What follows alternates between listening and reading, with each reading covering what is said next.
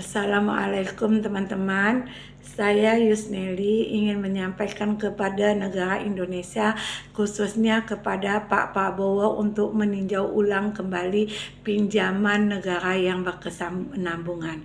Karena apa? Karena akar masalah di dunia ini adalah pinjaman yang berkesinambungan. Saya salah satu rakyatnya, rakyat Indonesia yang terjolimin tanpa sadar pemakaian kredit KMK yang 20 tahun baru sadar kena tipu. Kenapa saya bilang kena tipu? Ketika saya mengansurkan uang saya ke dalam bank, itu diterima teller 100%, ternyata dinaikkan ke limit 80%, dimasukkan ke rekening koran 20%. Nah, kemudian dari awal saya meminjam 100% uang saya dijadikan limit, disuruh tarik pakai biliet giro, itu ternyata sekali ditarik pakai biliet giro itu 60% berjalan. Seandainya saya tarik biliet giro itu 10 juta, yang bergerak 30 juta, 10 juta tampak di rekening koran, 20-nya itu tampak di formulir riwayat pembayaran yang disembunyikan. Nah, jadi akhir tahun pemakaian saya mendekati limit terus, sehingga saya di dalam jangka 4 tahun tidak bisa bergerak, akhirnya tambah pinjaman. Awal pinjaman 1 miliar, 4 tahun kemudian naik ke 2 miliar, 4 tahun kemudian saya diusir oleh Bank Panen ke bank lain, akhirnya saya ketemu Bank BNI, naiklah pinjaman saya ke 3,4 miliar. Seharusnya saya tutup Bank Panen itu dengan angka 2 miliar karena terakhir saya pinjam 2 miliar, tapi ternyata disetorkan dari BNI ke Bank Panen itu 2 miliar 82 juta ya. Jadi 3,4 miliar IDR atau limit yang disediakan Bank BNI itu tampak betul di awal saldo ya, tampak betul di awal saldo, terisilah saldo itu 2M 82 juta.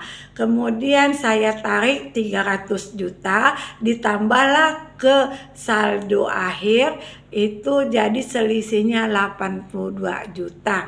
Lanjut lagi, jadi di dalam tempo 3 bulan duit yang sisa setelah diansur ke Bank Panen itu 1M 380. Sekali dihitung debit mutasi sampai di bulan 3, saya terseliplah terendapnya uang saya kurang lebih 300 juta. Tapi di saldo akhir tampak 3M 100 juta lebih ya.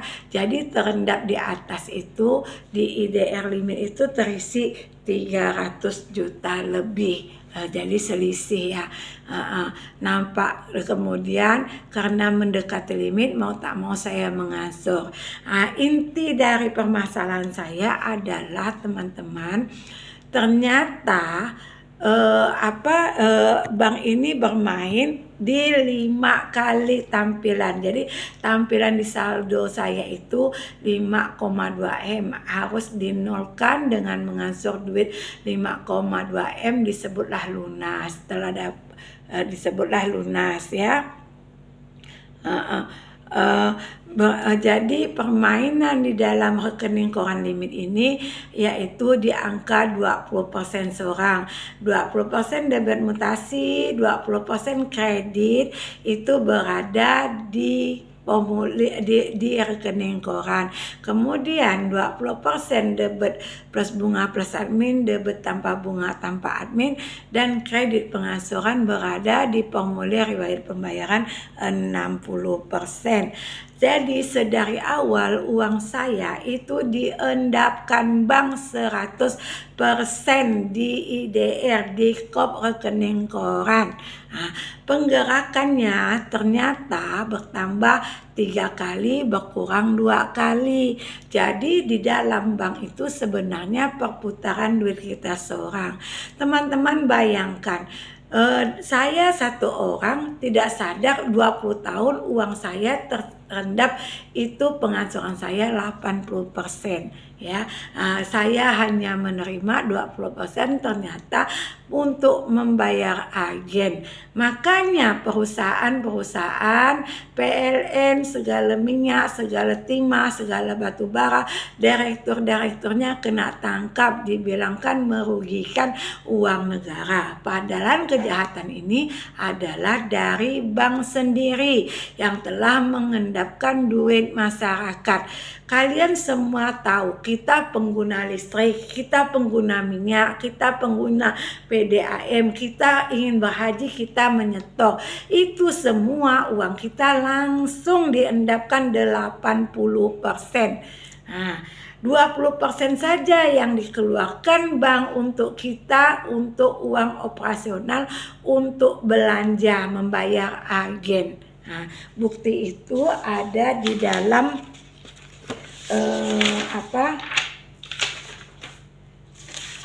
mana ya, nanti saya carikan.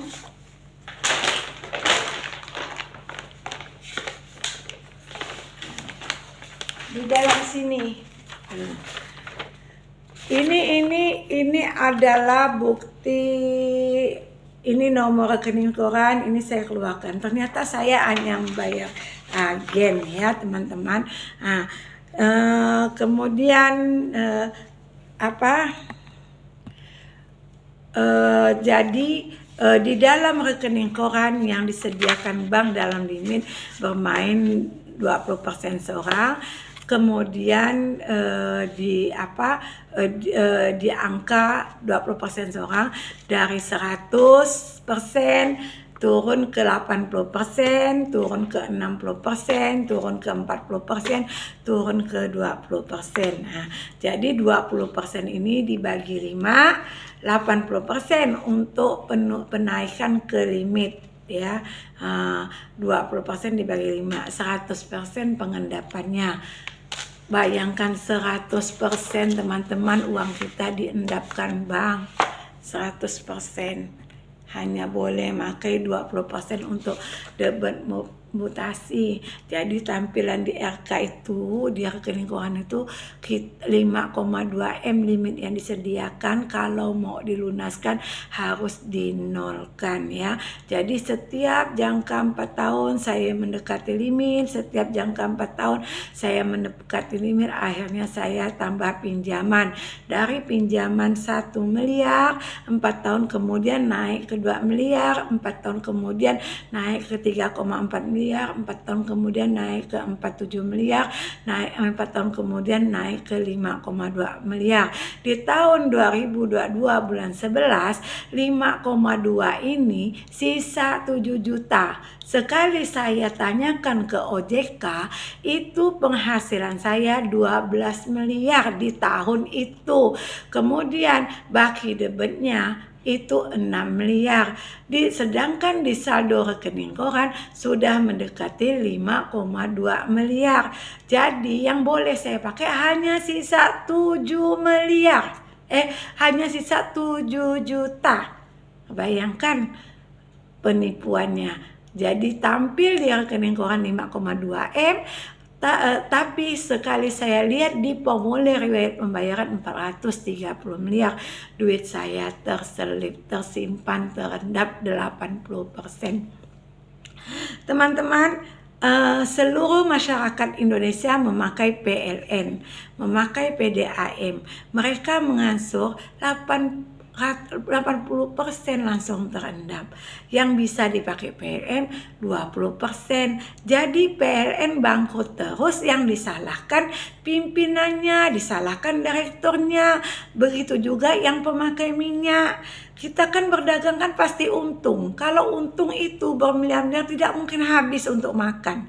Tapi karena dicukai oleh orang bank, makanya jadilah kita semua dibuat bangkrut ya, dibuat bangkrut oleh orang bank. Nah, mudah-mudahan semua akan terjawab. Ini di malam hari, jadi Bunda tampil begini tidak nampak. Ini adalah penghasilan Bunda 1M600 sebulan Nah, seharusnya Bunda menambahkan 25% keuntungan Bunda ya. Kemudian di sini juga ada rekening koran yang berkesinambungan itu 9 tahun Bunda. Setebal ini ya, setebal ini. Tapi Bunda belum melihatkan. Kemudian ada tabel yang Bunda dapat kayak seperti rekening koran. Kemudian ada formulir riwayat pembayaran yang disimpan 60% di sini. Jadi di rekening koran 40% ya teman-teman. Datu ada persetujuan yang mana persetujuan ini pertama ini menyatakan uang Bunda masuk ke bank, penyaluran ke bank 80% ya. Besok lagi Bunda jelaskan.